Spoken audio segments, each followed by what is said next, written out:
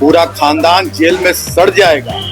दबाव की राजनीति नहीं करूंगा और झारखंड की जनता के साथ किसी तरह का छल धोखा नहीं।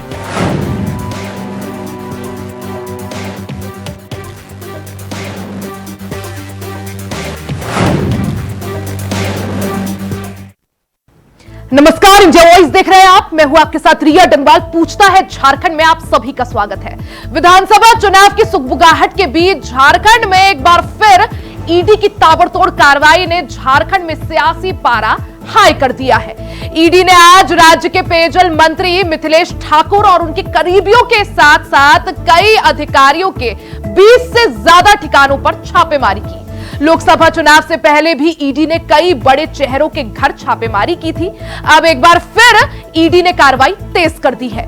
ईडी की इस कार्रवाई को लेकर हेमंत सरकार बीजेपी पर हमलावर है। हेमंत सरकार का कहना है कि हेमंत सोरेन की बढ़ती लोकप्रियता और जन कल्याणकारी योजनाओं से बीजेपी घबरा गई है, इसलिए अब ईडी वाला दाव चल रही है। तो वहीं ईडी की छापेमारी को लेकर बीजेपी ने भी हेमंत सरकार को घोटाले वाली सरकार कहते हुए फिर से निशाने पर लिया है। यानी ठीक चुनाव से पहले ईडी पर सियासत पूरी तरह से हाई है। एक रिपोर्ट आपको दिखाते हैं।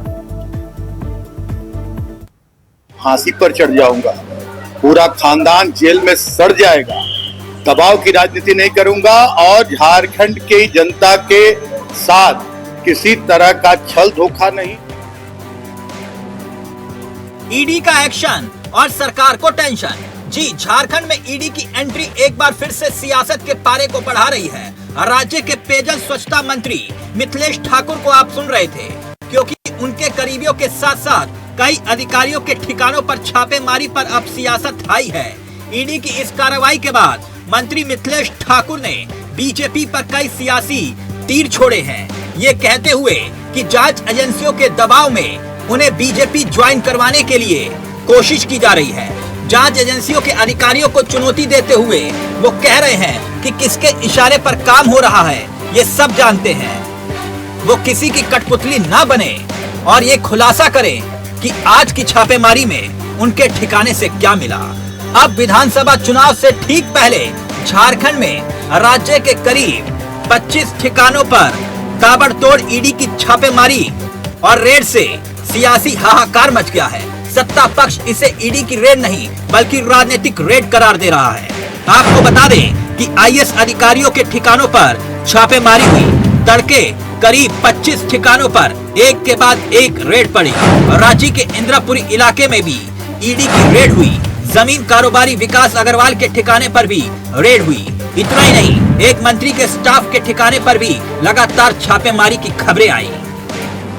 और ये जो रेड है ये पूरी तरह से, क्योंकि मेरे ऊपर बहुत लंबे समय से लोकसभा के पहले से भारतीय जनता पार्टी में शामिल होने का दबाव विभिन्न माध्यमों से, मैं तो कहूंगा कि जो मीडिया चैनल के लोग हैं वो लोग भी मेरे ऊपर दबाव बना रहे कि भारतीय जनता पार्टी में शामिल हो जाइए। मैंने कहा कि फांसी पर चढ़ जाऊंगा, पूरा खानदान जेल में सड़ जाएगा।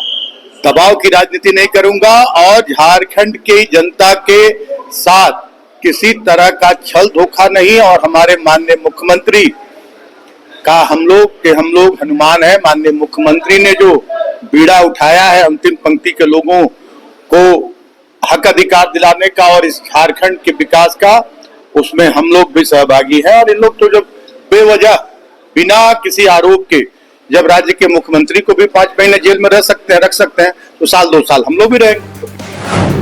वहीं विधानसभा के चुनाव से ठीक पहले पूर्व मुख्यमंत्री हेमंत सोरेन 8 दिनों के अंदर 2 कैबिनेट की बैठक बुला चुके हैं, जिसमें 150 से ज्यादा प्रस्ताव पर मोहर लगा दी है। इसके साथ ही कई जन लोभावन योजनाओं की भी घोषणा की गई है। यानी सरकार भी जानती है कि कभी भी किसी भी वक्त झारखंड में चुनावी आचार संहिता का ऐलान हो सकता है। ऐसे में एक तरफ चुनाव सर पर और दूसरी तरफ ईडी की रेड। हेमंत सोरेन जेल से बाहर आने के बाद एक कई लोक लुभावन योजनाओं का ऐलान कर चुके हैं। वहीं हेमंत सोरेन ईडी की एंट्री पर एक बार फिर से बीजेपी पर निशाना साध रहे हैं। वो कह रहे हैं कि ये राजनीतिक रेड है, इससे ज्यादा कुछ नहीं। ये छापामारी वाला जो कहानी है ये सब अब मतलब होता है ना कि ये अप्रत्याशित और ये नहीं है, क्योंकि अब चुनाव भी है और हमारे विपक्ष के जो मुख्य सक्रिय कार्यकर्ता लोग हैं अब वो सब बाहर अपना काम करेंगे। नहीं, देखिए ये सारी चीज़ें जो हैं वो कहीं ना कहीं राजनीति से प्रेरित हैं। आगामी विधानसभा चुनाव को दृष्टिगत करते हुए इस तरह की चीज़ें हो रही हैं और मैं समझता हूँ कि इससे भारतीय जनता पार्टी का कोई नफ़ा होने वाला नहीं है। जुल्म तो जुल्म है, बढ़ता है तो मिट जाता है, खून तो खून है, टपकता है जम जाता है। तो जितना जुल्म होगा उतना हम मजबूत होंगे और जितना जुल्म अत्याचार हमारे ऊपर होगा उतना झारखंड के लोग देख रहे हैं। आने वाले चुनाव में झारखंड की जनता मालिक है, उनको तय करना है कि कौन सही है कौन गलत है। वहीं ईडी की छापेमारी पर बीजेपी भी हेमंत सरकार पर फिर से निशाने साध रही है, ये कहते हुए कि उनकी सरकार में घोटाले हुए और अब उनका पर्दाफाश हो रहा है। यानी ठीक चुनाव से पहले ईडी पर सियासत हाई है। अब देखते हैं कि ये पारा कहां तक बढ़ता है। Bureau report, India voice, Ranchi.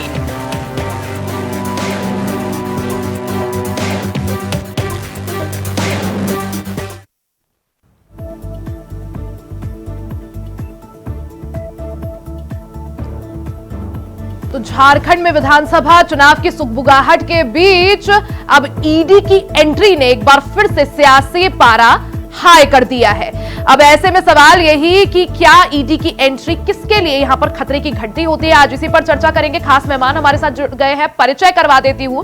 BJP से प्रवक्ता विजय चौरसिया जी हमारे साथ जुड़ गए हैं, साथ ही एलजेपी से अभिषेक रॉय जी हमारे साथ जुड़ गए हैं। वहीं कुछ ही देर में कांग्रेस से प्रवक्ता एलन तिवारी जी हमारे साथ जुड़ेंगे। सीधे चर्चा की शुरुआत करते हैं। चौरसिया जी, सबसे पहले आपके पास आना चाहूंगी।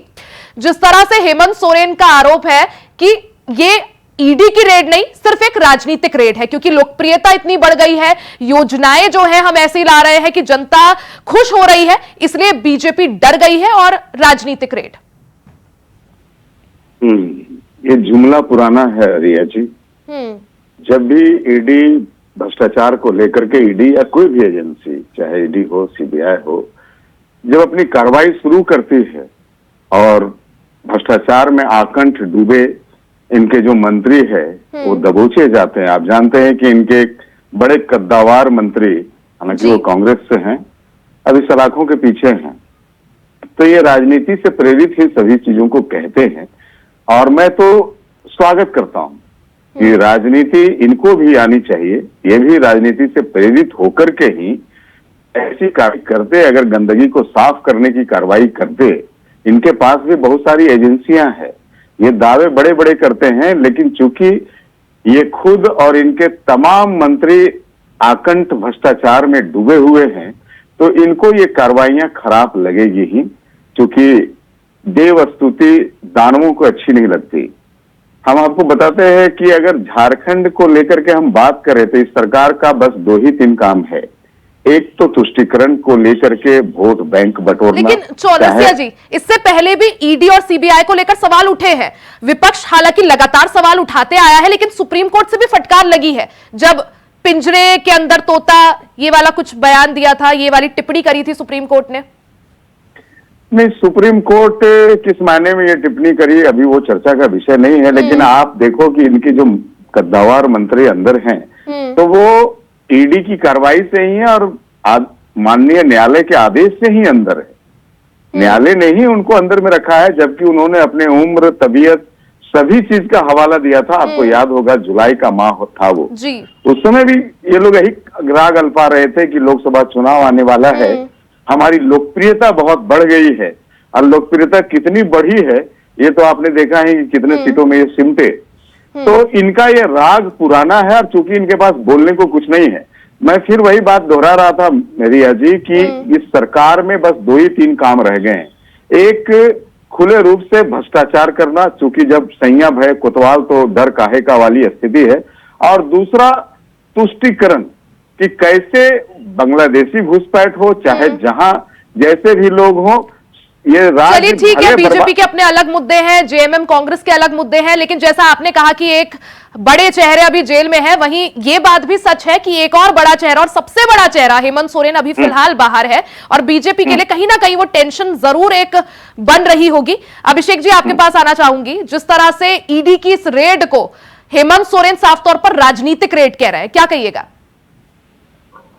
देखिए, अभी जो सरकार है वो किसी तरह से रियायत करा गलापिंग, ये एक राजनीतिक है, लेकिन ईडी एक स्वतंत्र संस्था है और अपनी कार्रवाई करने के लिए बिल्कुल स्वतंत्र है। और अभी हम लोग एक छोटा सा डेटा मैं आपको बताना चाह रहा हूँ। आप देखिए, इस डेटा को देख करके आपको समझ में आएगा कि ईडी कैसे स्वतंत्र रूप से होकर के काम कर रही है। 2005 से 2014 के बीच में जो केस रजिस्टर्ड हुए थे, रिकॉर्डेड हुए थे, वो 1797, 1797 के आसपास हुआ। वही जब बीजेपी और अलायंस की जब गवर्नमेंट आई 2014 से 2024 के बीच में, तो 5155 हुए। और जो एक मजे की बात मैं आपको बता देना चाहता हूँ रियली, कि इसमें से मात्र 3% ही ऐसा केस है जो राजनीतिक लोगों से जुड़ा हुआ है। तो ये सरासर बोल देना कि ये एक राजनीतिक चीज है, ये मेरे ख्याल से बिल्कुल सही बात नहीं है। क्योंकि 3% आउट ऑफ 5100 जो रजिस्टर्ड केस है, 5155, उसमें से 3% है, तो आप कैसे बोल सकते हैं कि एक राजनीतिक। चलिए, ये डेटा आपने दे दिया अभिषेक जी। अब अगर आपके पास ये डेटा भी हो कि ईडी ने जो भी रेड करी है, जो भी छापेमारी की है, ऐसे कितने बीजेपी और बीजेपी के सहयोगी नेताओं पर और कितने जो हैं, अगर कंपेयर करना हो, कितने विपक्षी नेताओं पर, ये भी डेटा अगर आपके पास हो कुछ, थोड़ा और यहाँ पर मदद हो जाएगी। मेरे पास जो अभी डेटा है उसमें ऐसा बाइफरकेशन करके कोई डेटा नहीं है कि बीजेपी और जो लोग हैं या जेएमएम के थ्रू या कांग्रेस का, ऐसा कुछ नहीं है। एक जो पूरे राजनीतिक दल से जुड़ा हुआ डेटा है, वो डेटा मैंने आपको शेयर किया।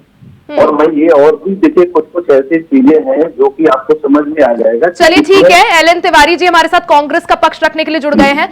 तिवारी जी, आपका बहुत बहुत स्वागत है। सबसे पहले तिवारी जी, आपसे ये जानना चाहेंगे, जिस तरह से हेमंत सोरेन कह रहे हैं कि ईडी ने जो छापेमारी की वो राजनीति से प्रेरित है, राजनीतिक रेड है। अगर राजनीतिक रेड है तो तब भी राजनीतिक रेड थी जब AK-47 और नोटों के बंडल मिले थे, करोड़ों रुपए मिले थे, तब भी राजनीति से प्रेरित थी। देखिए मैडम, राजनीति से प्रेरित है या नहीं है, इसका उत्तर तो आम जनता दे देगी। हम अगर कितनों कहें, कितनों मजबूती से कहें, तो हमारा पक्ष जो होगा वो कांग्रेस का पक्ष माना जाएगा। जी, आप कांग्रेस का पक्ष ही रख दीजिए। सुनिए ना। लेकिन हम विनम्रता से निवेदन करते हुए एक सवाल पूछना चाहते हैं कि क्या ईडी का रेड बस ऐसे ही समय में किया जाना था जब चुनाव एकदम आज घोषणा हो, कल घोषणा हो, होने वाला है। इसके पहले हम आपको याद कराना चाहते हैं कि डॉक्टर रामेश्वर राव के यहाँ भी छापा मारा गया और धीरज साहू जी के यहाँ छापा मारा गया। क्या उसका फल क्या हुआ, परिणाम क्या हुआ? नोटों का देखिए, नहीं दिखाई कुछ लोगों ने ये प्रश्न पूछा था कि क्या धीरज साहू को के ऊपर आप केस कराना चाहते? जी नहीं, मैं पूछना चाहता हूं कि यदि राजनीतिक रूप से प्रेरित नहीं है ये छापामारी, तो बीजेपी के किन किन नेताओं और जनता दल यू के किन नेताओं, आजसू के किन नेताओं के हमारा छापा मारा गया? ये जो आपने सवाल पूछा तिवारी जी, मैं जरूर पूछूंगी चौरसिया जी से, और टाइमिंग को लेकर जो आपकी बात है वो भी मैं जरूर पूछूंगी, लेकिन आपने मेरे सवाल का जवाब नहीं दिया। सर, अगर राजनीति से प्रेरित है तो फिर तब भी राजनीति से प्रेरित था जब नोटों के बंडल मिले थे, वो तो सत्य है ना, वो झूठ नहीं है, सबको पता है ये बात। किनके यहाँ मिला था? आप बताइए सर, किनके वहां मिला था? आपको नहीं पता? बताइए ना। नहीं सर, आपको नाम नहीं पता। आप नहीं, हमको नाम पता है। कांग्रेस के प्रवक्ता, आप ही के नेता, उनके घर में उनके जो सहायक है, जो उनके नौकर है, जो उनके पीए है, उनके घर से नोटों के बंडल मिले थे। मैडम सुनिए, आपका इशारा हम समझ रहे हैं, तो जवाब हम दीजिए ये सर। पूछ रहे हैं कि जिस तरह आपका इशारा है उसको तो बड़ी गंभीरता से इशारा कर रहे हैं जो नोटों का बंडल मिला था। नोटों का बंडल तो 350 करोड़ धीरज साहू के यहाँ भी मिला था या नहीं? हाँ ना में जवाब दीजिए। तो क्यों, क्या हुआ? इस पर कोई उत्तर नहीं। नहीं, लेकिन उनके घर मिला था। आप अब बात अगर गोल गोल घुमाएंगे सर, तो डिबेट हम जो सोच रहे हैं वैसे नहीं चल पाएगी। आप वो बताइए, तब भी राजनीति से प्रेरित था? क्योंकि सर मैं पत्रकार हूं, मेरा काम है आपसे सवाल पूछना, वही मैं कर रही हूँ। अब आप अगर जवाब नहीं देंगे उस बात पे तो फिर धीरज साहू जी के यहाँ और डॉक्टर रामेश्वर राव जी के यहाँ जो छापामारी की गई, रिया जी, इनको धीरज साहू से कोई पर्सनली खुंदक होगा तिवारी जी का, हम नहीं कहते, लेकिन धीरज साहू के यहाँ जो नोटों का पहाड़ मिला था, वो नोट जब्त नहीं हुए क्या तिवारी बाबा? मिला, वो नोट जब्त भी हुए और उस पर कार्रवाई भी हो रही है। आपके संज्ञान में बता दूं मैं। धीरज साहू की प्रतिष्ठा गिराने की नियत से तो वो नोट नकली नोट थे, नकली नोट थे तिवारी बाबा जी। नहीं, आपको पता नहीं धीरज साहू से क्या खुंदक है, मैं नहीं कह सकता। एक नंबर का नोट था, लीजिए धीरज साहू के जो एक नंबर का नोट निकला, उसका हिसाब किताब दे दिया गया। तिवारी जी, बहुत हिसाब दिया गया है, मैं मानता हूँ। आप सुन लीजिए, आप सुन लीजिए, प्रतिष्ठा लाइव चला था, राजनीतिक रूप से प्रतिष्ठा गिराना मकसद है। अरे धीरज साहू की इज्जत गिराना आपका मकसद था। आपको जानकारी की कमी है, गिराए नहीं गिरेगा, आपके गिराए नहीं गिरेगा, कमी है। ऐसे लोगों की इज्जत आप ही करिए। और जहांगीर आलम के सुन के बोलिए, डॉक्टर रामेश्वर राव का और धीरज साहू की प्रतिष्ठा नहीं गिरेगी, आपके गिराने से नहीं गिरेगी। ये बोलने देंगे नहीं, इनको बोलने देंगे नहीं, सुनना नहीं है इनको। डॉक्टर रामेश्वर राव और धीरज साहू, सुनिए ना भाई, टाइमिंग को लेकर सवाल उठ रहा है चौरसिया जी, टाइमिंग को लेकर जो प्रश्न उठ रहा है कि क्योंकि चुनाव सर पर है इसलिए ईडी और ज्यादा एक्टिव हो गई है। देखिए रिया जी, ईडी एक स्वैच्छिक संस्था है, अब वो कब एक्टिव होती है, कब उनको सुविधा होती है, ये तो उनसे ही सवाल पूछा जाए।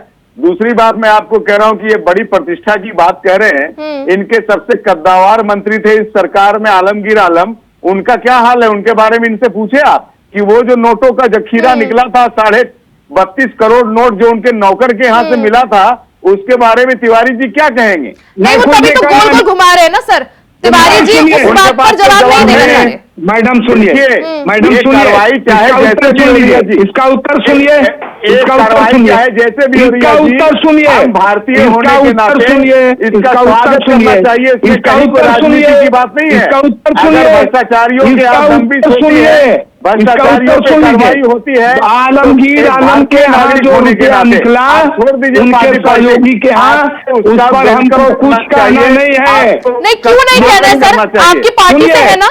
सुनिए, पार्टी से है, लेकिन उसकी जांच चल रही है, जांच चल रही है, जेल में है आलमगीर आलम। डॉक्टर रामेश्वर राव और धीरज साहू के बारे में भी बताइए। अभी जेल जाएंगे, घबराइए मत। इज्जत गिराया गया, जेल जाएंगे, नहीं जाएंगे, अगर गलत होंगे तिवारी बाबा तो वो भी जेल जाएंगे। जब ट्रायल में है अभी, आप तिवारी जी कैसे बोल सकते हैं कि वो नहीं जाएंगे जेल? आपने पहले भविष्यवाणी करी। हेमंत सोरेन को जेल भेजे, क्या हुआ? क्या? अरे जमानत पे है ना, जमानत पे है ना तिवारी जी हेमंत सोरेन बाहर, दोषमुक्त तो नहीं हुए हैं, केस चल रहा है उन पर भी। ऐसी जमानत मिल गया है, केस चल रहा है ना तिवारी जी, सच बात है, ये केस चल रहा है, आप कैसे कह सकते हैं? इनके ईडी और सीबीआई भ्रष्टाचार में आकर कांग्रेस के विरोधी नेताओं के हाथ छापा मारने के लिए है। दो ही काम है, एक है भ्रष्टाचार करना और दूसरा है तुष्टीकरण। अभी आपने देखा नहीं गढ़वा का हाल, ये देखिए, कैसे सरकार ने कैसे इनको गाय गंगा गोबर चाहिए, रोक लगाई, खाली मुस्लिम मुसलमान और दूसरा गंगा गोबर, तीसरा काम नहीं है। ठीक है अभिषेक जी, क्योंकि लोकसभा चुनाव के वक्त भी भारतीय जनता पार्टी और उसके जो सहयोगी दल है सबने भ्रष्टाचार एक मुद्दा बनाने की कोशिश की थी, उसका कुछ खास फायदा हुआ नहीं। अब की बार भ्रष्टाचार अगर मुद्दा बनाया जाता है, क्या जनता के बीच ये मुद्दा पहुंच पाएगा? क्योंकि लोकसभा चुनाव में जोर शोर से प्रधानमंत्री मोदी भी पहुंचे थे, भ्रष्टाचार की बात करी थी, आलमगीर आलम की बात हुई थी, लेकिन कुछ खास असर हुआ नहीं। कुछ नहीं, नहीं कुछ नहीं। ऐसा नहीं है। भ्रष्टाचार तो हमेशा से एक मुद्दा रहता है और उसका असर हुआ ही। तीसरी बार जो है गठबंधन ने सरकार बनाया और सरकार चल रही है, 5 वर्षों तक सरकार चलेगी, जबरदस्त तरीके से काम कर रही है। और भ्रष्टाचार तो हमेशा से मुद्दा रहा है और रहेगा भी। और जिस तरीके से यहाँ पर जो झामुमो और जो गठबंधन की सरकार है आतंक डूबी हुई है भ्रष्टाचार में, तो ये तो बहुत बड़ा मुद्दा होने वाला है। आप कहीं भी जाइए, किसी ऑफिस में जाइए, छोटे छोटे से लेकर के बड़े बड़े ऑफिस में, मतलब इस तरह की अराजकता की स्थिति बनी हुई है रिया जी की आप हम बता नहीं सकते हैं क्या सिचुएशन है। हर जगह सिचुएशन जो है वो एकदम आउट ऑफ कंट्रोल होते जा रहा है। ठीक है तिवारी जी, कभी आपके किसी विधायक के घर ईडी की रेड, कभी किसी पूर्व मंत्री के घर ईडी की रेड, अब एक और बार आपके जो सहयोगी हैं जेएमएम पार्टी से उनके मंत्री के घर ईडी की रेड। क्या कहिएगा सर, क्या भ्रष्टाचार मुद्दा बनाएगी बीजेपी? और अगर बनाती है तो जेएमएम और कांग्रेस के लिए कितनी बड़ी टेंशन यहां पर? दूध से धुली हुई बीजेपी कहीं भ्रष्टाचार से दूर दूर तक इनका रिश्ता नहीं है। इसलिए ईडी के पास सर्टिफिकेट है बीजेपी का, वो दिया हुआ है परमानेंट। उनके यहाँ वो छापा नहीं मारेगी, वो सब दूध के धुले हैं। वो जो कांग्रेस और अन्य दलों से जो भाग के जाते हैं या खरीदे जाते हैं या तोड़े जाते हैं, वो गए वहां वॉशिंग मशीन में गंगा जल डाला गया, वो साफ हो जाते हैं। उनका सारा चीज खत्म हो जाती है, वो सब बीजेपी में ले लिए जाते हैं, खत्म हो जाती है। हम आपको एक बात बता देते हैं कि लोकसभा चुनाव में इन लोगों ने देखे, आज तक भारत में कोई ऐसे प्रधानमंत्री नहीं हुए जो एक एक राज्यों में 40-40 जगह, अरे 40-40 चुनावी भाषण किया। ये उनका अपनी पार्टी के नहीं सर तिवारी जी, वो उनका अपनी पार्टी के लिए जो कर्तव्य है वो उसका बोलने दीजिए इसके लिए आप उन पर सवाल कैसे उठा रहे हैं? नहीं, राहुल गांधी अगर रैली करेंगे या कोई और रैली करेगा तो आप ये बोलेंगे कि वो अपने क्षेत्र में काम नहीं करते? देखिए मैडम, बोलने दीजिएगा कि नहीं? बोलिए ना, बीच में बोलिएगा, हम नहीं बोलेंगे। नहीं बोलिए, आप पूरी करिए अपनी बात। हम ये कह रहे हैं कि राहुल गांधी पहले तो पप्पू थे और अब भारत के जनता ने मारा तमाचा मुंह पर और कहा माननीय विपक्ष के नेता बोलो, माननीय विपक्ष का नेता बोलो। अरे रोटेट करने वाले हैं आप लोग, मारा तमाचा से मुंह पर भारत की जनता ने करने वाले हैं। भारत की जनता ने मारा तमाचा, वोट के चोट से मारा तमाचा। क्या हुआ? कहा कि न पप्पू बोलो, न बादशाह, न शाहजादा बोलो, न राहुल गांधी बोलो। तिवारी जी, अजीब सी बात है ना तिवारी जी, वोट की चोट इतनी गहरी नहीं हो पाई कि प्रधानमंत्री की कुर्सी पे बैठ जाए राहुल गांधी। घबराइए नहीं, 303 से 240 मांग 405 नहीं, लेकिन सरकार तो उनकी है ना अभी भी। फालतू बात करती हैं मैडम। देखिए आप लोग से बोलिए उन लोगों की भाषा। सर मैं क्यों बोलूंगी उनकी भाषा? आप तो बोल रही है। मैं सवाल पूछ रही सर, वो मैं उनसे भी पूछ रही हूँ। सवाल पूछना है आपका, ये लोग पूरी आप मानेंगे ये बात क्योंकि आप सोच चुके अपने दिमाग में, ये आप मानेंगे नहीं, लेकिन सवाल जो मैं आपसे पूछ रही हूँ, जो सवाल उनके लिए है उनसे भी पूछे जा रहे हैं। सुनिए, 400 मांगे थे कि नहीं वो? अच्छा, कितना 303 कितना 303 मिला कितना 240। तिवारी जी आप कितना मांगे थे? सुनिए, आप कितना मांगे थे? अब की बार 400 कितना मांगे थे? अब की बार आप कितना मांगे थे? आपने क्या कहा? अच्छा ठीक है, चौरसिया जी, मिथिलेश ठाकुर का एक बयान सामने आया था जिसमें उन्होंने कहा कि मुझ पर दबाव बनाया जा रहा है बीजेपी में शामिल होने के लिए, और ऐसे आरोप कई बार भारतीय जनता पार्टी पर लगते हैं कि इससे पहले हालांकि आतिशी ने भी ऐसा आरोप लगाया था कि हम पे दबाव बनाते हैं, ईडी सीबीआई हमारे पीछे लगाते हैं और उसके बाद हमारे पार्टी को तोड़ने की कोशिश की जाती है, हमारे नेताओं पर दबाव बनाया जाता है। क्या कहिएगा? देखिए रिया जी, हमारी भारतीय जनता पार्टी ऐसे नेताओं को पसंद भी नहीं करती है। ऐसे नेताओं को लेकर के हमारी पार्टी करेगी क्या? हमारे यहाँ स्वागत है वैसे लोगों को जिनको सनातनी, जिनके दिल में सनातनी प्रेम है, राष्ट्रवाद का प्रेम अगर जग गया है तो वो आ सकते हैं हमारे यहाँ। जहाँ तक आपको बात हुई अभी वर्तमान में दिल्ली की मुख्यमंत्री की या अभी जो जहाँ छापा पड़ा है मिथिलेश ठाकुर जी के यहाँ, ऐसे लोगों को यानी आप ये बोल रहे हैं करेंगे मिथिलेश क्या? ठाकुर अगर जेएमएम छोड़कर आना चाहेंगे आप उन्हें भी ले लेंगे अपने साथ अपनी पार्टी में, चाहे वो कितने बड़े भ्रष्टाचार के आरोपी हो? बड़े भ्रष्टाचार नहीं ऐसे नहीं ले लेंगे। नहीं, आपने यही तो बोला बस सनातनी विचारधारा होनी चाहिए, बीजेपी के साथ विचारधारा मिलनी चाहिए, हर किसी का स्वागत है। यानी चाहे कितने भी बड़े आरोप हो मिथिलेश ठाकुर पर, अगर वो आना चाहेंगे तो आप ले लेंगे। बीजेपी का जो नियम है वो भ्रष्टाचार के खिलाफ है। पहले भ्रष्टाचार से मुक्त हो जाइए, अभी दिन को जेल जाना है। भाजपा कहाँ? अच्छा, भाजपा कहाँ? ऐसे लोगों के लिए भाजपा का दरवाजा हमेशा बंद रहता है। लेकिन तिवारी जी को हम कुछ और वेलकम लोग करते हैं हैं जिन पर आरोप है भ्रष्टाचार के, बीजेपी का दरवाजा खुला है उनके लिए, या तो उनके साथ गठबंधन में है या फिर अपनी पार्टी में आप लोगों ने शामिल किया, और कई सारे ऐसे नाम है सर, गिनवा भी सकती हूं।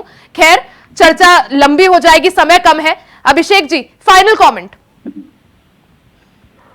जी, फाइनल कमेंट यही है कि यदि जो गुड़ खाएगा वो कान से रहेगा। तो सिंपल सा ये बात है कि यदि आप भ्रष्टाचार में लिप्त है तो एजेंसियां अपना काम करेंगी, और एजेंसियां काम करेगी, फिर फंसने के बाद देखिए जो प्रवक्ता होते हैं वो भेजे ही जाते हैं इसी वजह से कि उसकी फिर वो प्रोटेक्ट कर पाए। और हमारे तिवारी बाबा है वो प्रोटेक्शन में तो है ही, लेकिन गलत चीजों को प्रोटेक्ट करना ये चीज हमको समझ से बाहर है। और बहुत अच्छे तरीके से हम लोग के आदरणीय है प्रोटेक्ट कर रहे हैं नेचुरली, उनका काम भी है भाई प्रोटेक्ट करना, पार्टी के प्रति जवाबदेही भी है। लेकिन मेरा ये मानना है कि जो लोग भ्रष्टाचार में डूबे हुए हैं उनके ऊपर सख्त से सख्त कार्रवाई की जी बिल्कुल, कार्रवाई हो भी रही है। हालांकि आरोपी से कब वो दोषी बनते हैं इसका इंतजार जरूर रहेगा, और कार्रवाई के बाद क्या कुछ या जांच के बाद क्या कुछ निकल कर आता है। चौरसिया जी, अभिषेक जी और एलन तिवारी जी, आप सभी का बहुत बहुत शुक्रिया जुड़ने के लिए। तो विधानसभा चुनाव की सुगबुगाहट के बीच झारखंड में एक बार फिर ईडी की ताबड़तोड़ कार्रवाई ने झारखंड में सियासी पारा हाई कर दिया है। ईडी ने आज कई सारे बड़े चेहरों के करीबियों के घर यहां पर रेड करी थी।